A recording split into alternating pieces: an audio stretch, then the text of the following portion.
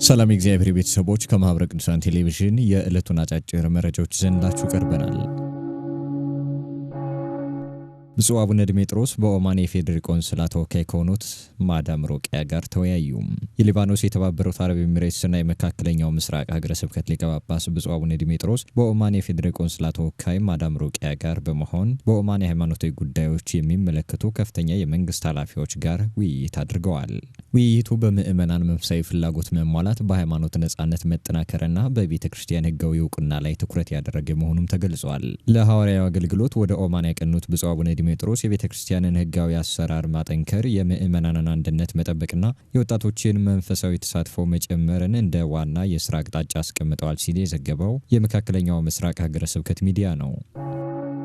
በጀርመን ሀገረ ስብከት ለ13 አገልጋዮች ስልጣነ ክህነት ተሰጠ። በኢትዮጵያ ኦርቶዶክስ ተዋሕዶ ቤተክርስቲያን የጀርመንና አካባቢው ሀገረ ስብከት ሊቀ ጳጳስ ብፁዕ አቡነ ዲዮናስዮስ ለ11 ደቀ መዛሙርት የዲቁና እንዲሁም ለ2 ዲያቆናት የቅስና ማዕረግን ሰጥተዋል። አገልጋዮች በውጭ ዓለም ተወልደው ለክህነት የሚያስፈልገውን የቤተክርስቲያን ትምህርት ሲማሩ እንደነበረም የሀገረ ስብከቱ ዘገባ ያመላክታል። ይህም የቤተክርስቲያንን አገልግሎት ተደራሽ ለማድረግ ትልቅ ድርሻ እንዳለ የገለጹት የሀገረ ስብከቱ ሊቀ ጳጳስ ብፁዕ አቡነ ዲዮናስዮስ ለዚህ በመብቃታችሁ ቤተክርስቲያን ትደሰታለችም ብለዋል። መረጃው የጀርመንና አካባቢው ሀገረ ስብከት ሚዲያ ነው። የጎንደር ማዕከል 105 የበገናና የመሰንቆ ሰልጣኞችን አስመረቀም። በማህበረ ቅዱሳን የጎንደር ማዕከል ለ11ኛ ዙሪያ ሰለጠናቸውን 105 የበገናና የመሰንቆ ሰልጣኞችን አስመርቋል። ተመራቂዎቹ ከበገናና ከመሰንቆ ስልጠናው በተጨማሪ መንፈሳዊ ኮርሶችን መውሰዳቸውም ነው የተገለጸው። ተመራቂዎች የዳዊትን በገና ለታመመው ዓለም ፈውስ ይሆን ዘንድ መስራት እንደሚጠበቅባቸውም በምረቃ መርሃ ግብሩ ተመላክቷል። በተጨማሪም በማዕከሉ ለረጅም ጊዜ ስልጠና ሲወስዱ ለነበሩ የስነ ስዕል ተማሪዎች እውቅና ተሰጥቷል። መረጃው በማህበረ ቅዱሳን የጎንደር ማዕከል ሚዲያ ክፍል ነው። በተያያዘ መረጃ በማህበረ ቅዱሳን የሰቆጣ ማዕከል ያሰለጠናቸውን የበገና ደርዳሪያን አስመርቋል።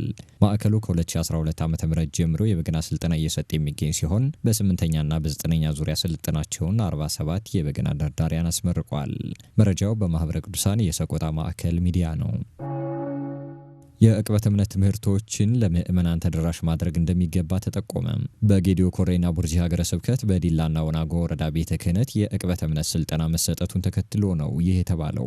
ስልጠናው በዋናነት ምዕመናን ስለ እምነታቸው ያላቸውን ግንዛቤ እንዲያሳድጉና ለሚነሱባቸው ልዩ ልዩ ጥያቄዎች ተገቢውን ምላሽ መስጠት እንዲችሉ ለማስገንዘብ ያለመ መሆኑም ተገልጿል። መረጃው የጌዲዮ ኮሬና ቡርጂ ሀገረ ስብከት ነው። የቅድመ ግቢ ጉባኤ ተማሪዎች የግቢ ጉባኤ ተሳትፏቸውን አጠናክረው እንዲቀጥሉ ጥሪ ቀረበ።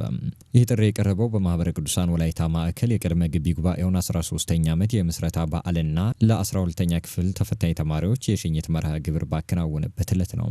ለ12ኛ ክፍል ተፈታኞች መልካም ውጤትን የተመኙት በማህበረ ቅዱሳን የወላይታ ሶዶ ማዕከል የህዝብ ግንኙነትና ሚዲያ ክፍል ተጠሪ ጸጋዬ ካሳ በሄዱበትም ዩኒቨርሲቲ የማህበረ ቅዱሳን አምባሳደር እንዲሆኑና የግቢ ጉባኤ ተሳትፏቸውን አጠናክረው እንዲቀጥሉ አሳስበዋል። መረጃው በማህበረ ቅዱሳን የወላይታ ማዕከል ሚዲያ ነው። ለዕለቱ ያዝንላችሁ አጫጭር መረጃዎች የእስካሁኖቹን ይመስሉ ነበር። ከቀሪ ጣቢያችን መሰናዶች ጋር መልካም ቆይታ።